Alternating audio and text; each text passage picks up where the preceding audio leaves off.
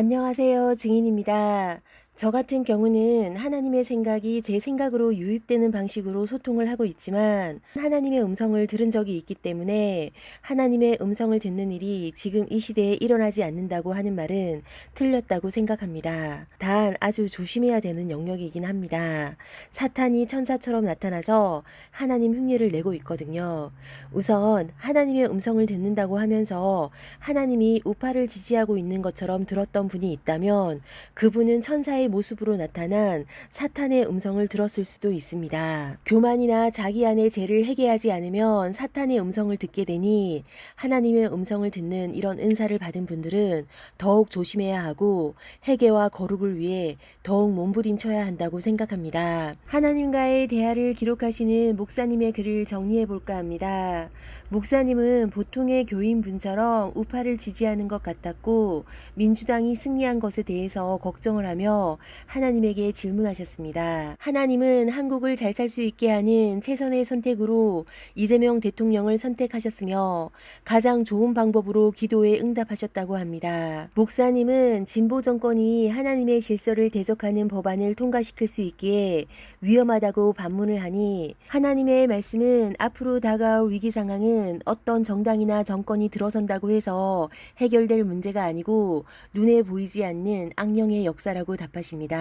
최선의 대통령이 들어선다고 할지라도 앞으로 이 세상에 위기가 닥칠 것입니다. 코로나로 온 세상에 하나님이 강력하게 경고하셨지만 사람들은 하나님의 경고에도 여전히 회개하지 않고 있으며 창조주에게 돌아오지 않고 있습니다. 가만히 두면 지옥 갈 수밖에 없는 인류를 향해 하나님은 코로나보다 더 강력한 전염병을 허락하실 것입니다.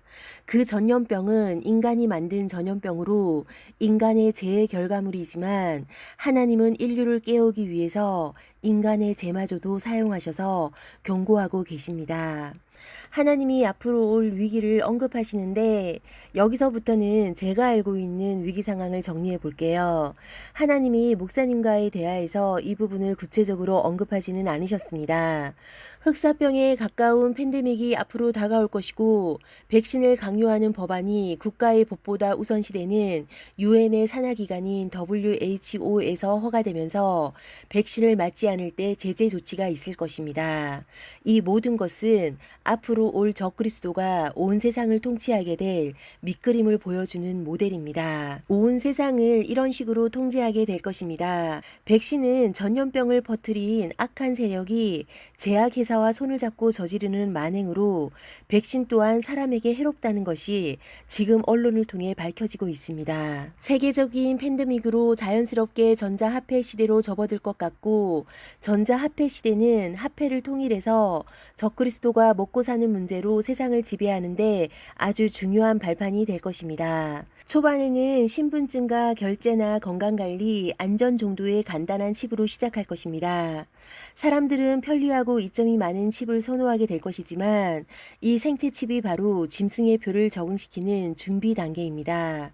그러다 회사들과 공공기관이 전면적으로 시작하게 되고 유명인들이나 종교 지도자들의 권장으로 이 생체 칩에 대한 두려움은 점점 사라지며 받아들이게 될 것입니다. 처음에는 안전 문제나 투명성 등 천사처럼 다가오지만 사탄의 수법이 바로 선한 의도로 시작하다가 마지막에 본색을 드러내는 수법이니 나중에 이것이 짐승의 표로 둔갑하게 될 것입니다.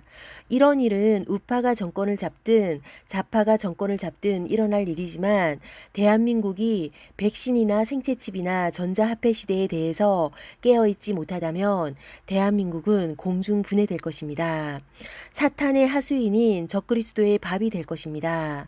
몸에 심는 생체칩이 짐승의 표가 될 때 이 칩은 DNA를 훼손시켜 해결할 수 없는 상태로 사람의 상태를 바꿀 것입니다. 하나님이 구원하고 싶어도 구원할 수 없는 상태가 된다는 뜻입니다. 해결 없는 구원은 없으니까요. 이 칩을 통해 사람의 생각과 감정까지 조절하기 때문에 사람은 좀비와 같은 상태가 됩니다. 그렇게 사탄에게 조종당하다가 결국 지옥으로 가게 되는 것입니다. 사탄은 사람을 지옥으로 데려가기 위해서 모든 것을 걸고 사람을 유혹하고 있습니다. 우리가 아무리 유능해도 성경의 진리를 모르고 하나님에게 의지하지 않으면 우리는 아주 위험합니다. 여의도를 붙잡고 있는 영은 거짓의 영, 뒤틀린 영, 혼미함의 영, 분열의 영, 도둑 강도의 영, 적대감의 영이라고 하네요. 언제 어디서나 기도하는 것을 하살 기도라고 하는데 여의도를 위해서 기도하는 것을 멈추지 않아야 할 것 같습니다. 댓글에 출처와 하나님의 음성을 남길게요. 하나님이 이번 대선에 대해서 말씀하신 것을 확인해 보세요. 오늘 하루도 주님의 사랑이 가득하기를 기도드립니다. 감사합니다.